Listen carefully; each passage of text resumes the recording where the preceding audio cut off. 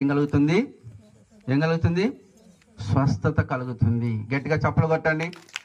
ఎవరైతే మొదటిగా నీళ్లు కదిలించబడినప్పుడు, ఏమండి, బెతెస్దా అనేటువంటి కోనేరు ప్రతిదినం అక్కడే ఉంటది, కానీ ఉంది కదా అని చెప్పేసి ఎప్పుడు పడితే అప్పుడు దూకితే స్వస్థత రాదు. దానికంటూ దేవుడు ఒక ప్రత్యేకమైన సమయాన్ని కేటాయించాడు.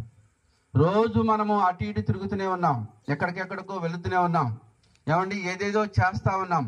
కానీ ఈ సమయాన్ని దేవుడు మన కొరకు ప్రత్యేకంగా కేటాయించాడు. ఈ సమయంలో వాక్యము కదిలించబడుతున్నప్పుడు, ఈ సమయంలో వాక్యాన్ని కదిలించబడుతూ ఉంటున్నప్పుడు మనం ఏం చేయాలి అని అంటే, ఆ వాక్యాన్ని మనం ఎవరైతే మొదటిగా పట్టుకుంటారో వారికి దేవుడు ఈరోజు కార్యం చేస్తాడు. గట్టిగా చప్పలు కొట్టండి. వారి జీవితంలో దేవుడు కార్యం చేయాలని ఇష్టపడుతూ ఉన్నాడు.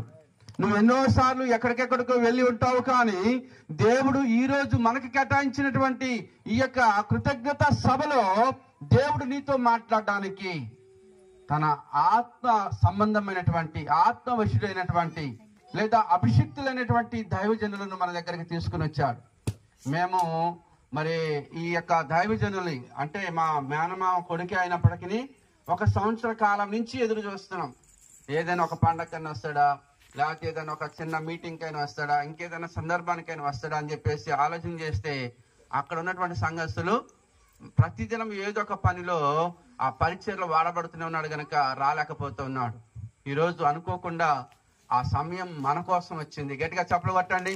ఆ సమయాన్ని మనం చాలా విలువైనదిగా మనం ఎంచితే, ఏమండి, ఎవరైతే మొదటిగా దూకారో వారు స్వస్థత పొందినట్లుగా ఈ సమయాన్ని నా కోసమే దేవుడు సిద్ధపరిచాడని నీ మనసులో నువ్వు తలుసుకుంటే, నీ మనసులో నువ్వు అనుకోగని ప్రభు వైపు నువ్వు చూడగలిగితే, ఆ వాక్యాన్ని నీ యొక్క హృదయంలోకి చేర్చుకోగలిగితే, ఆ మొదటి మాటే నీ హృదయాన్ని ఏం చేస్తుంది?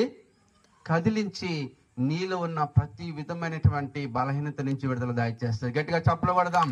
కానీ ఒక ఆయన 38 సంవత్సరాల నుంచి అదే ప్లేస్లో ఉన్నాడు, కానీ ఏ రోజు ప్రయత్నం కూడా చేయలే. నేను అనుకుంటాను, రోజు కొద్దిగా డోక్కుంటూ పోయినా సరే ఎప్పుడో పడిపోయేవాడే కదా.